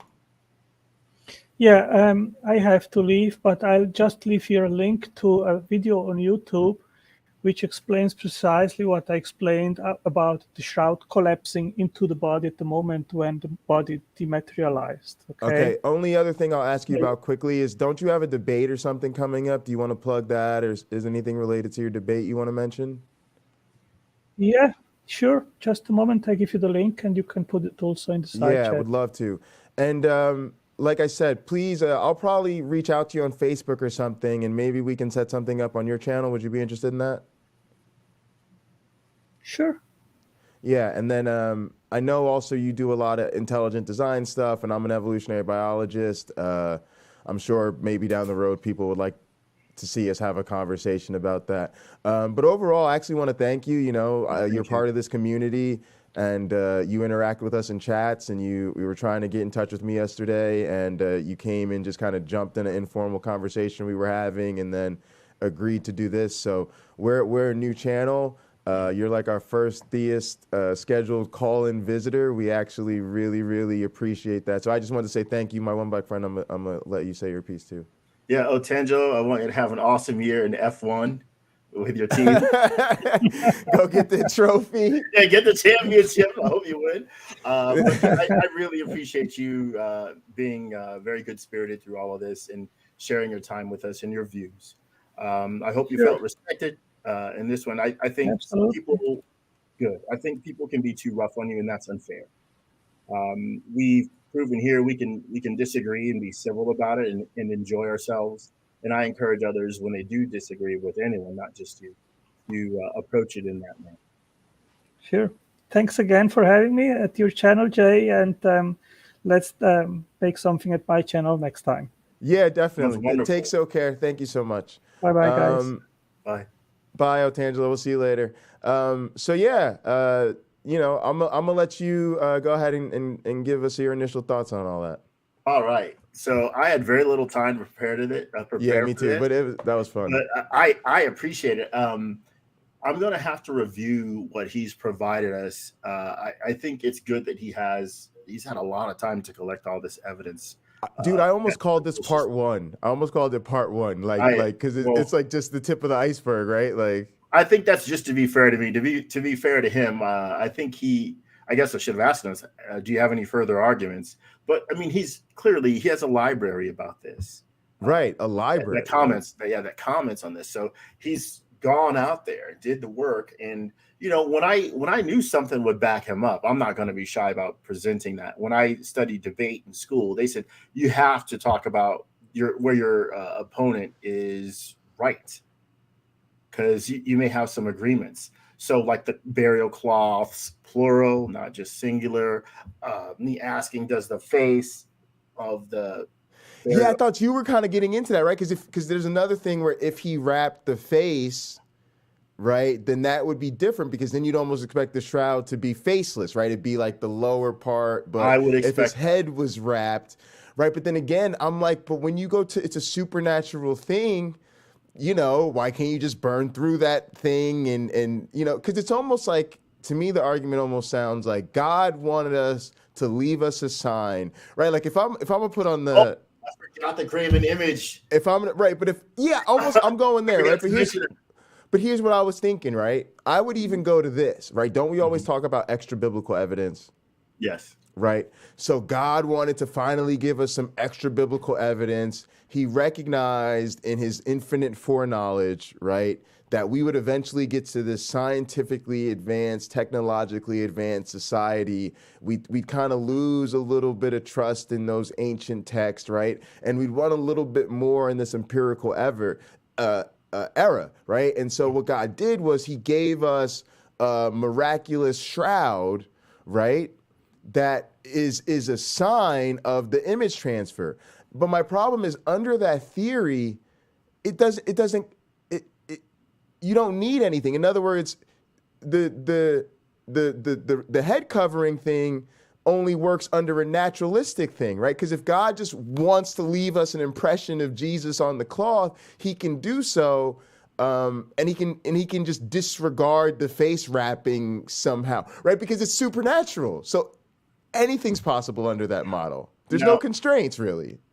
Otangelo states that the face cloth, which I don't know if it's been. Well, I guess he says it's been around since 500.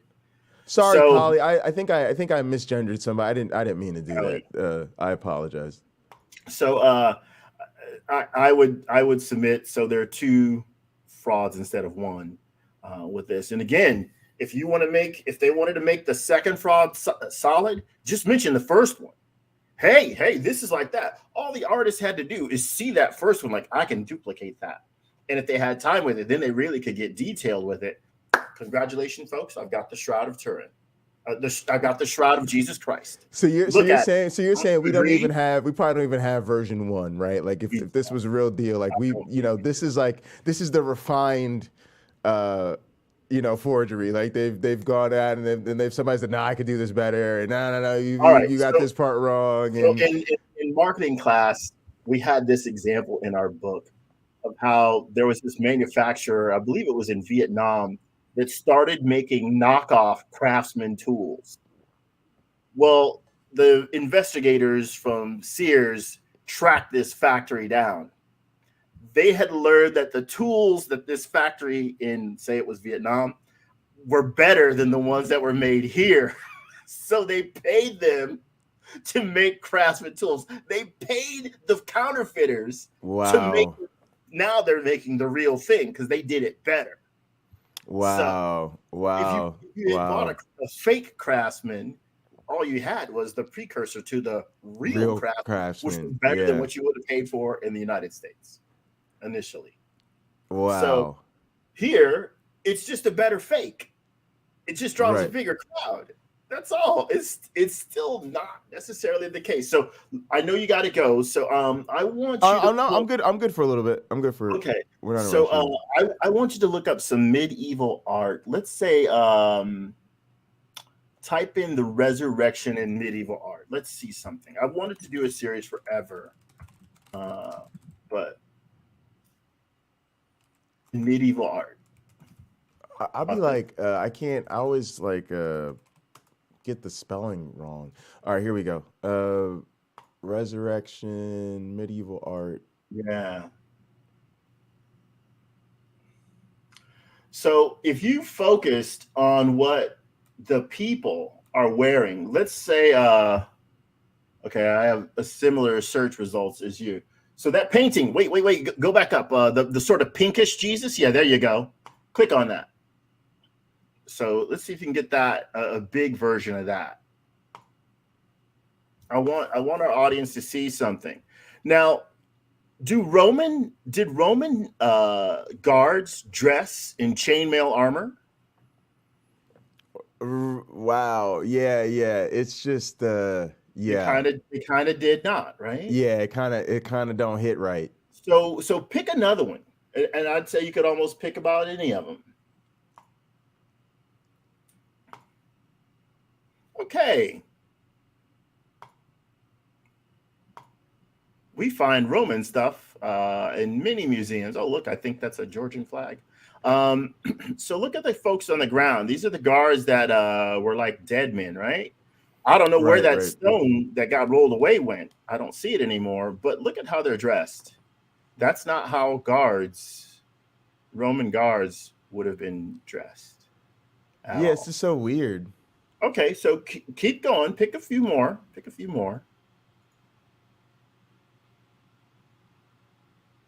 Oh, that's a nice one.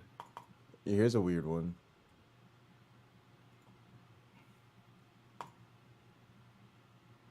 Okay, now they're all brightly colored. Look, Jesus is coming out of a vault that's above ground, right?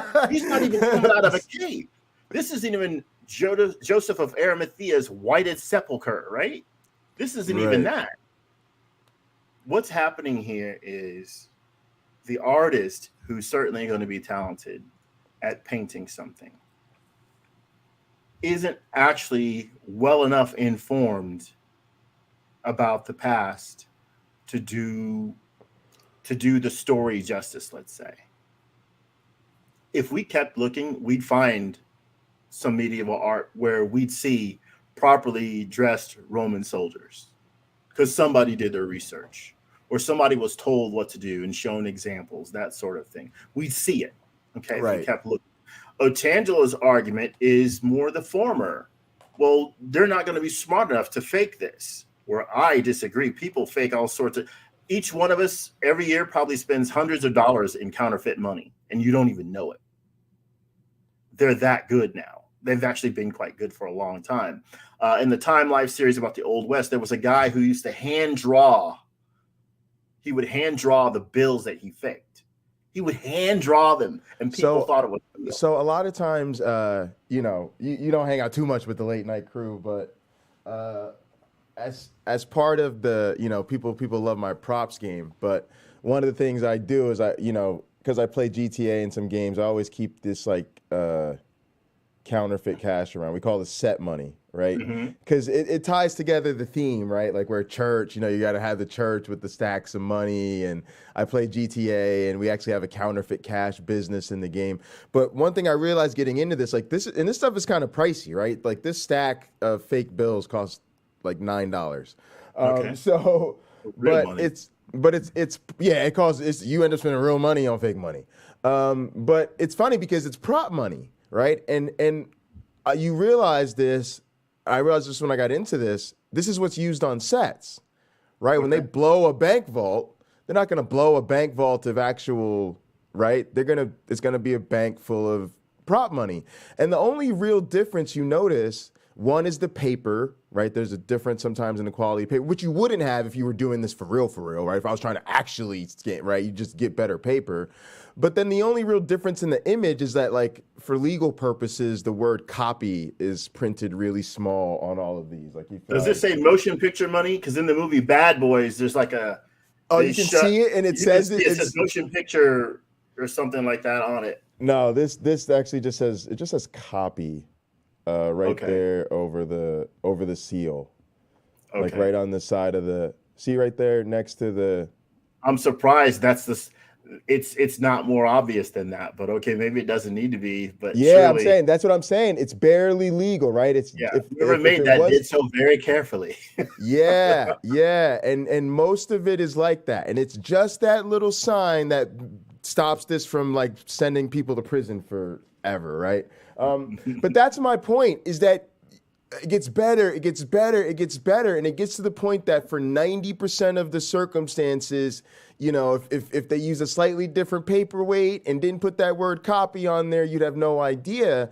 And I studied criminology, and we learned this from a world-class criminologist. You participate in all types of illicit stuff, knockoff bags, all types of illicitly traded knockoff electronics. Everybody's just happy to get a good deal. And then you have, like you said, the imitators become better than the original thing. So that's right. And so you're saying that this is not only happening in the history of the artwork representation, but probably the history of the material artifacts that established the history. You know, this is sort of the early Ron Wyatt or whatever his name is, right? There's the Ron Wyatt of the Shroud artistry, right? Like I think Ron Wyatt may have found Waldo before there was even a Where's Waldo series. By the way, if you watch the movie Beat Street, there's a guy dressed like Waldo before Where's Waldo, and he's dancing. You know. Anyway, so knock off Pine Creeks. Hey, that's you know those imitations that become better than the original. You know we're talking about. You know what I'm talking about. Let's hope. He's puts on quite a broadcast. Oh, that's funny. So yeah, I think what we're seeing here with the Shroud is it's really just a forgery. It was never written. But I could have brought up the letter. I could have brought up the letter that's about that says it was a forgery. And in yesterday's program, last night's program, he had mentioned that there were several forgeries going around, and I forgot to ask him, what makes you think this is not one of them? It's the only one that's investigated, right? Right. Why couldn't it be a forgery too? And it's just in a process we don't have anymore. You don't see any Saturn V rockets being lit off and headed towards the moon right now, right? Headed towards the upper atmosphere. Right. We don't see that right now, but those used to be real things, right? You can see one in, you could probably see multiple ones in museums or models of them that are full scale. Right. So, and some of what I've, this gets back to some of what we were talking about yesterday, which is, I actually have been convicted by my teaching mentor that I wasn't taking religion seriously enough. He didn't say this to me, right? But what we were doing was we were teaching our students, right? And we teach about creationism and evolution and all this type of stuff. And one of the things he teaches our students is that evolution is about as atheistic as plumbing, right? Evolution does not prove that there's no God. It doesn't even say anything about that. It's a natural science like any other one. And he would say that if you go around telling people that evolution proves that there's no God, you're just not taking their theology seriously, right? And this is an evolutionary biologist teaching this. He's saying, look, under most supernatural theologies, anything is possible. So if somebody tells you, oh, I think, fine, I take evolution, but I think God did it, and you say, well, no, your God couldn't have done it, you're just not taking their theology that seriously, right? That's all he was trying to say. And I realized that I was kind of guilty of that. And to me, this is one of those examples, right? Because what I thought when I first heard, oh, Otangelo defends the Shroud, he thinks the Shroud is good evidence of Jesus' resurrection, I think I'm about to get oh no, I think the Shroud was authentic and it was really his burial cloth and it shows us that, Jesus was definitely died and buried where he said he was. That wasn't what he said. He came in with the clearly supernatural, no. This isn't about organic matter being left and making a fingerprint on a cloth. No. There was a miraculous occurrence as part of Jesus's resurrection. Boom, flash, bang. Xerox copy of the impression on the cloth, and then Jesus ascends whatever, right? And I'm like, oh, that wasn't what I thought at all, right? And if I'm going to take that seriously, I've got to be willing to have this conversation. I got to set all that aside, right? Because he's not talking about that, and I got to take what he's talking about seriously, and I can't refute it by going, all the natural processes don't work, or looks like it could have been a forgery to me. Because again, like if he's going to present something supernatural took place and I'm going to take that seriously, and he's going, well, scientists say they can't figure it out and no natural process could account for that. No, those scientists from STIRP say they can't figure it out. You don't see the Catholic Church doesn't even present the Shroud of Turin as authentic. Of course not. They don't. So you don't see the Catholic Church marching that puppy out saying, look, I know you only need a postage stamp size piece, so just tell us where you want to cut it from. We have lots of photos to document what the Shroud was. You can send this stuff to multiple laboratories like you did last time and date it against a known piece and a piece of the Shroud and come up with a date. Look, a fact could be that someone opened an ancient tomb and took that off a completely different body to get the original material. An article he has in his library represents, it talks about like the pollen that's on it. Right. If you got one of these holy relics, you take that sucker everywhere, and you're just getting there. It's like the carnival. Oh, wait, hang on. Can you hang on 1 second, my one black friend? Guys, I see actually that our channel currency has been working. People have been getting actual channel currency throughout the stream. I wasn't sure if the bot was up. So what I am doing is I'm adding points to all viewers.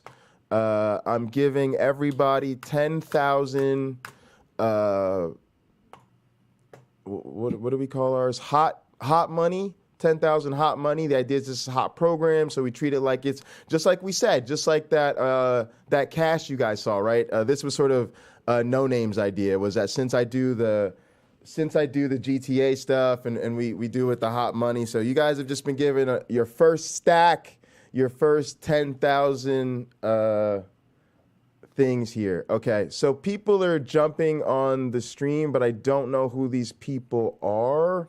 It may not function at fine retailers near you. So you guys need to turn on your cameras so I can see stuff. All right, but these are people who we're just going to ban from the studio because they're not really presenting us anything. All right, so no worries there.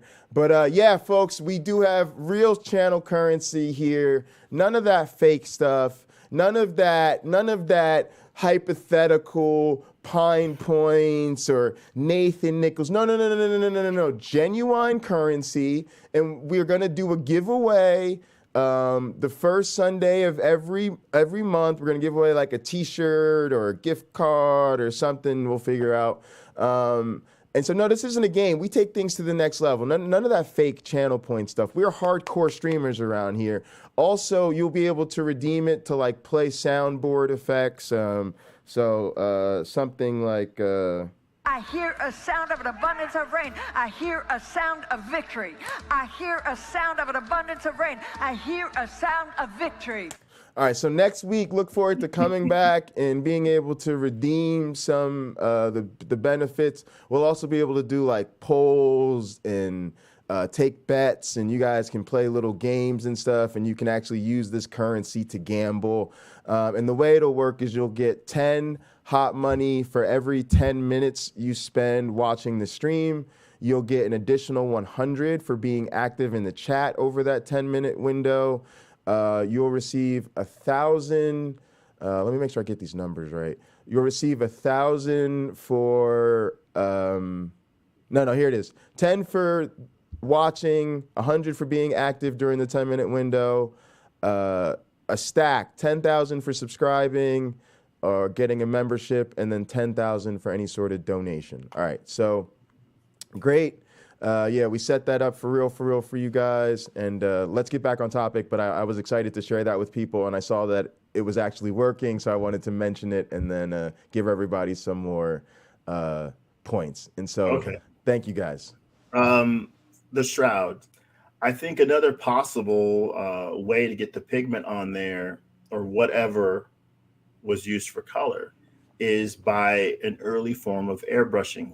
You could do this with a straw and the pigment in your hand, and you could mask. This is how, for those who don't know, those earliest like cave paintings we believe were made that you would always see like in the sort of earliest forms of human art, right? That's what we think they were doing in the caves, right? They were taking some sort of pigment, maybe making it wet in their mouth or on something, right? And then kind of blowing around their hands, leaving their handprints on the wall. So you're thinking some other version of something like that. Very primitive pigment blowing. And their mother and father told them stop screwing around, but when they got older and taller and didn't live with their parents anymore, they just went for it. I'm going to make a tiger. I'm going to make an antelope. Here's a bison, whatever. He's joking about 5 points. No. We had to get it going for real, because we do want to incentivize people to do that. Also, We don't have it up this week, but there'll be another command you can use. The bot's name is MyronBot, because Myron is the name of the flying man. But there'll be a command you can start with next week called lurk, and it'll just give you a nice friendly message, and that'll be sort of it's your way of letting us know that you're watching. We can shout you out, say, hey, thanks for lurking, and then also to get you some extra hot bucks because posting the lurk command will count as an active message. All right, cool. Just a little meta stream right there for you guys. So my one black friend, here's some things that I really did take away from that. Because my point was just to say, under a supernatural thing, it opens a whole new ball of wax. And I hope that people who were Shroud, Turin naive like myself are really maybe learning a little bit from this. So number one, the fact that this is supposed to be a miraculous Xerox, not a decomposition death roll thing, I think is a big takeaway. Second of all, the scholarship and the depth of this. This is why, as a scientist, counter-apologetics is so interesting to me. Because this isn't some lazy person going, oh, I just want to believe in Jesus and feel good. So I'm just going to like argue, and I'm going to ignore. He's a person who went after this, right? Yeah. Gives you the whole, at least I have no reason not to take him in good faith. Like I genuinely looked into this. He described he was a Christian. He was like most of us trying to answer stuff, had curiosities, really trying to get his answers. He comes across this, sees it's debunked, says, okay, I'm not with this. That's a no-go. It doesn't stop him from being a Christian, but he goes, I don't really need the Shroud anyway, right? But then he's like, oh, no, then some new scholarship came out, right? And they questioned that, right? And so he thinks, oh, now my skepticism's renewed. Okay, right? So then he digs in a little deeper and all this other stuff's coming out. Right now he's curated this library. Mm-hmm. Like you said, like I recognize that. When I first got into marijuana law reform, I did the same thing. Anything I got my hands on, I created all these PDFs. I created, and I could send it to people, right? And it'd have like hundreds of books in it, right? Because I wanted you to have everything. So I'm recognizing the seriousness, the passion he has, the willingness to engage. He's not hiding stuff. He wasn't these people like, well, if you read my 400-page book. He's like, no, here's where I got it from. Here's all the links. Please share this. Please come to my, you know what I'm saying? Like, so I want people to see that a lot of the reason that we do this is because there's so much serious effort put into this stuff. And you can see that a person who takes it seriously, there's plenty for them to get swept up in, similar to, we would say, for almost like I treat it like a conspiracy theory. But I'm sure if I had a QAnon person on here or a flat earther on here, right, they would similarly be like, no, I've curated this library. Oh, no. That stuff you heard about the shadows and the sun, no, that's all wrong. Like, look at this other study, and the Flat Earth Institute came out with the study, and you see what I'm saying? And I haven't gone there. We haven't, come across that part of our community yet. But if I were to have that, I would want to show up the same way, take it seriously, be like, all right, what are they really saying? Oh, I didn't, you know what I'm saying? And I'm sure I would be enlightened. I'm sure they would open my eyes to a lot of their side that I'm not familiar with. And just like Otangelo, I have to admit, like, you've taught me a lot today, if nothing else. You really have taught me a lot about this topic that I was ignorant on, straight up. I don't see any other way for me to put it. Yeah, I think he makes I'm clearly unconvinced about the Shroud, right? But I think he does probably put forth one of the best cases that can be made for, given the space of time that he had here. Sure. And I think he was relying on us to ask him questions so he could answer the questions, which isn't a bad way. I sort of wish he would have taken more of an initiative to present more. But this isn't. We didn't ask him to make a presentation. Right. We didn't. And maybe we could in the future, and I'm sure he'd probably be happy to. That's a good idea. Yeah, and then come back with, okay, let's go through some of these objections. Viewers will notice that my hair up here is black. Now you can see there's some silver down here. I'm almost 50. Later this summer, I turn 50. I use this. This is hair dye. So this works gradually. So it doesn't. The day is this the Control GX the new fancy stuff? Oh, you like it? You like it? Give us the review.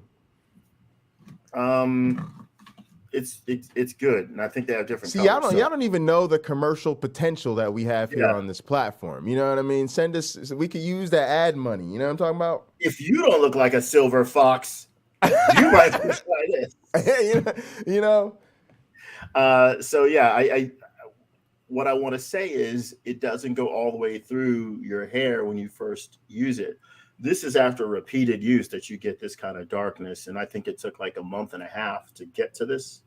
And I haven't cut my hair since then. So down at the roots, it's more like my beard. I don't want to use too much of that on my face because I don't want to give myself an involuntary tattoo on my face.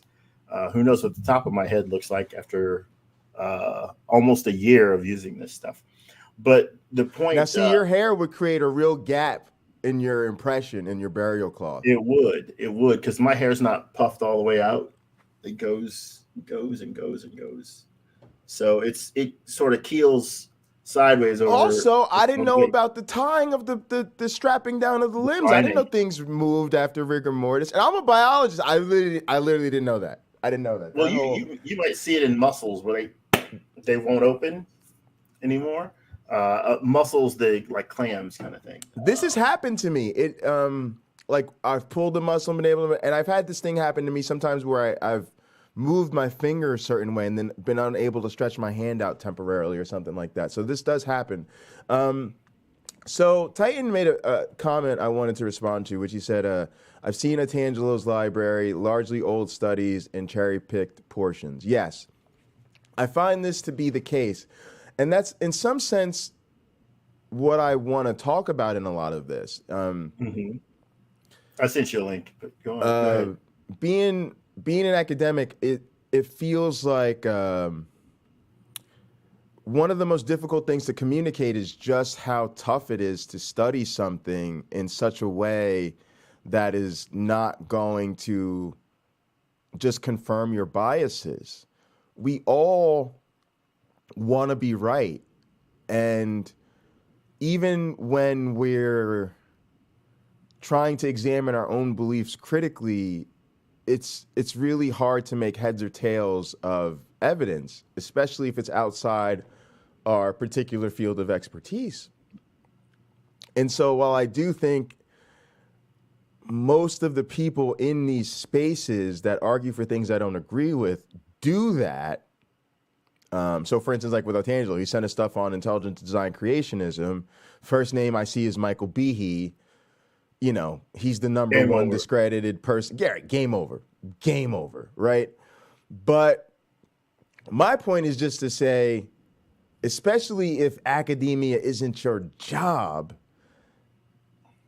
I don't expect the average bear to know always how to make heads or tails of why this particular scholar might not be as good as that particular scholar, why this particular study isn't as reliable as that particular study. I mean, if these people are claiming, right, they're the Shroud of Turin, whatever the U is, Research Institute, right? And they've probably, like he said, they've done 5,900 studies and they've got 33 lines of evidence. No, yeah, they might have thought this one paint pigment thing was debunked, but what about the other 27 pieces of evidence they found? Oh, yeah, they discredited these 2 or 3 little things over here, but that left them 29 unrefuted. You see what I'm saying? And it's tough. This was part of the issue with the Taylor chick that I was freaking out about, saying cell biology points to God, right? Like Taylor, it was a guest on Rebecca's Bread of Life. She was Rebecca on Bread of Life stream, yeah, yesterday, right? And it was like, of course, these are unanswered areas of research. They're open debates. It's an area where the scientific consensus hasn't been settled. And if you are already want to find science lacking, if you are already primed to want to jump in there and say, aha, God did it. And well, the scientists can't all figure it out. There is plenty of wiggle room for you to get in there and try to do that. Now, you can't really do that professionally as a scientist, right? But my point is that there's plenty of fodder there for those who are susceptible to it. And that's what motivates me, is to get in here and help people say, hey, not all scholarship's created equally. That's true. Just because there's a study that says something doesn't mean the study's right. But that is my job as an academic and educator.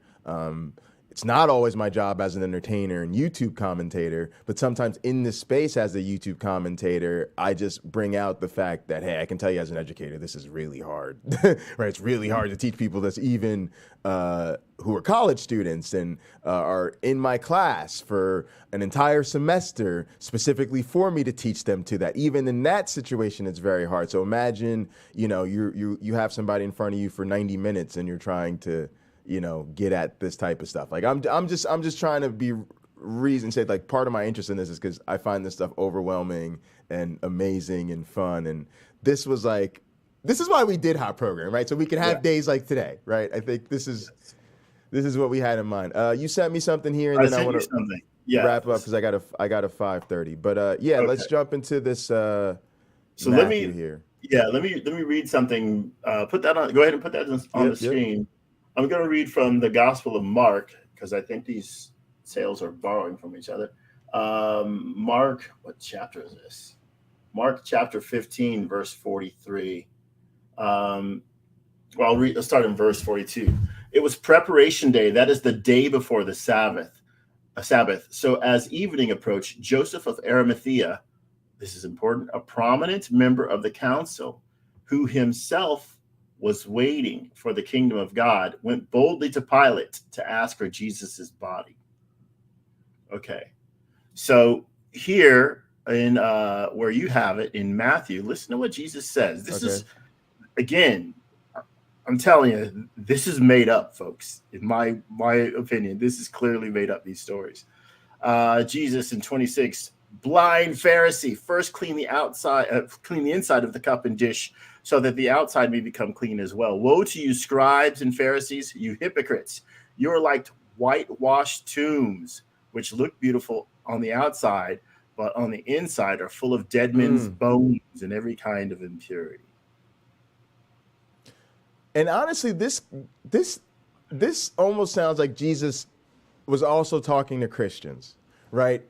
Like, you know what I'm saying? Like, y'all are doing the whole whitewashed tombs. And I mean this even like in a scholastic sense, right? Like a lot of this Christian scholarship, this Christian research, I'm being charitable, right? I'm trying to say charitably, hey, y'all are really trying to do a lot of scholarship. You're trying to put your best academic hat on. You're doing the learning and the studying and your research, and I want to commend you for doing that. But there's levels to the game, right? And y'all need to work a little bit harder to make sure that you're not just presenting me the whitewashed apologist that I'm looking for truth and I'm looking at the evidence and I'm being objective and I'm thinking critically. If you really want me to hold you up and really say, man, I'm really admire your intellectual courage and your forthrightness and honesty, I need to see what's inside. I need to see that on the inside, you're doing the really, really hard, nasty work of saying, hey, I got to look at the other side. I got to really get in to make sure I understand what they're saying when they say this is a forgery. I got to make sure that I'm being fair, right? And so that's where I see them fall short, right? Because I said, like, that's what I'm doing. That's what you're doing. That's what you did. And that's why we ended up challenging our faith, whereas they seem to be able to conveniently find stuff that lines up with what they already believed. Whereas I think we tried to look at that stuff too and found ourselves unconvinced. And that's where some of the disconnect comes in, right? Let's say you wanted a Victorian house and you had the money to buy a Victorian style house and the money to furnish it in that way. And you get all this together. You have the inside exactly like you want, the outside exactly like you want. Hi, No Name. And you get into a relationship, you're going to get married, and the woman you're going to marry has different tastes. She wants to bring in this mid-century, gaudy-looking orange couch into your beautiful, curated Victorian space. Do you just welcome the couch in, or do you just try to talk it out so you can keep your Victorian decor uninterrupted by what would look great in my house? Right. It looked great. Are you speaking from real experience here? Not yet. I told my fiance when she moves in, she'll have a budget so she can go out and buy furniture. I already know she likes a particular kind of couch, which whatever, I don't care as long as she's there. I don't give a rip about the couch. I'm hardly home enough to care anyway. Right. I'm like, look, I'm not even home now. When I was on Pine Creek show initially, I wasn't at home. I was in another city. Here I am in yet another city. Another city, yeah. So Jason Torn, we got to wrap up. But Jason Torn, we would love to have you on. Please contact me. My socials are Pocketlocker86. The link should be in the description. Please also, I put my Discord up here earlier.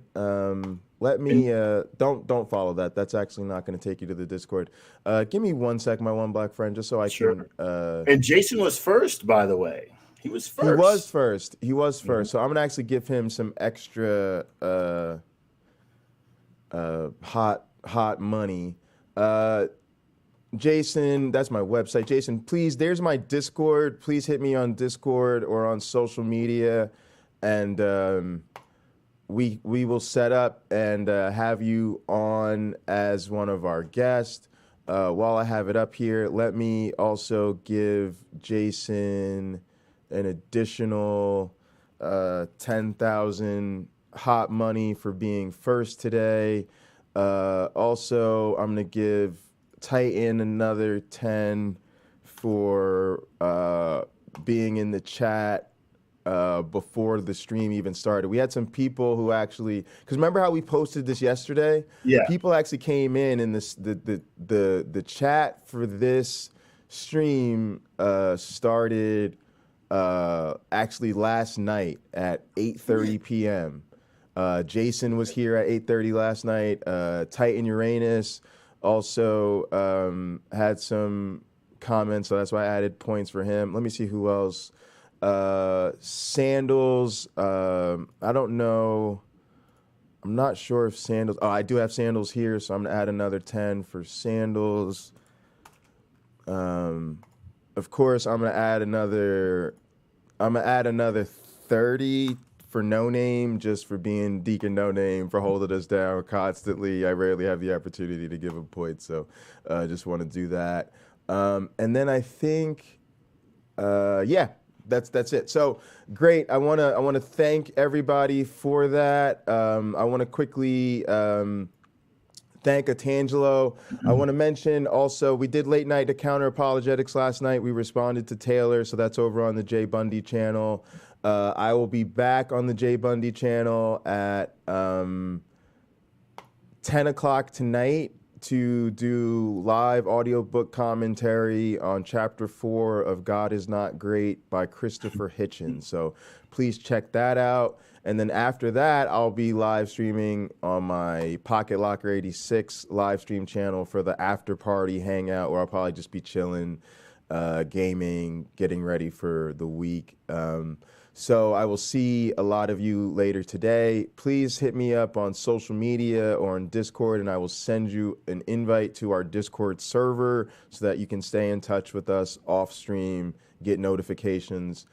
We also try to set up a channel there where you can bar hop and figure out what live streams are happening in our community and what content there's been throughout the day. So it's sort of a resource. That way you'll know about our stuff, but you also can figure out what the other content in the community is.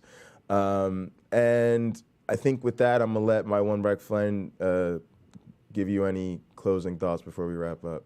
Sure. I guess I'll say the same thing I generally say is when having these tough conversations with people, be it about their faith or any other thing, even if you're offended at what they say, express it in a respectful manner.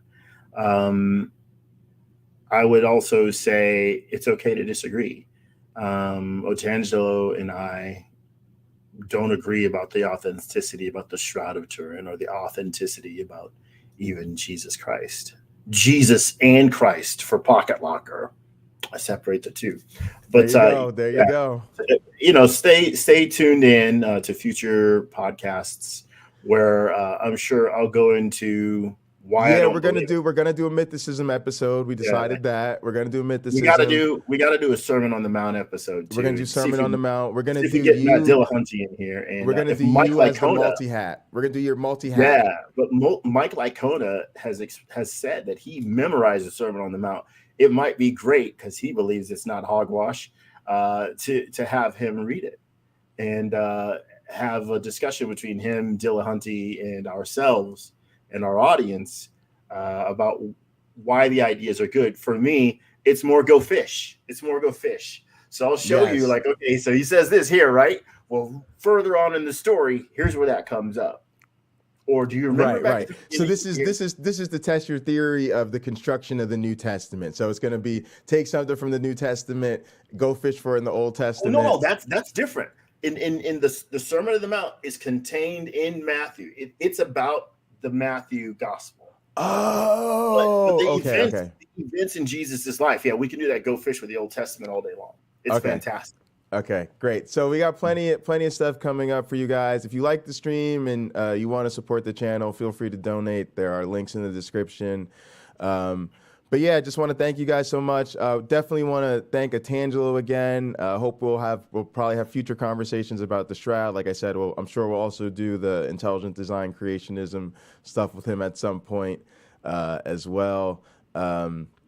Definitely want to thank all our viewers. We'll see you guys next week. As always, be good to yourselves and each other.